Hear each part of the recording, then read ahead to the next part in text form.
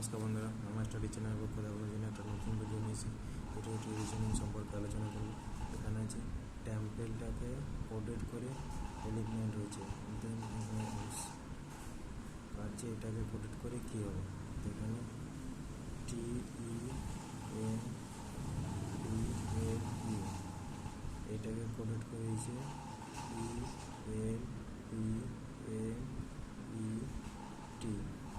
উল্টো হাত থেকে এসছে এটা এখানে, তারপরে এটা, তারপরে পিটা, তারপরে এমটা, ইটা, টিটা, মানে উল্টো হাত থেকে ব্যাকওয়ার্ড আসছে। তাহলে সেম, তাহলে কী আছে CHURCH,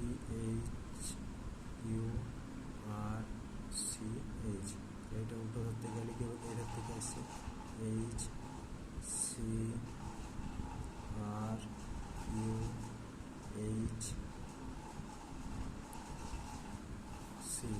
HCRUHC, অপশান বি হবে আমার রাইট অ্যান্সার।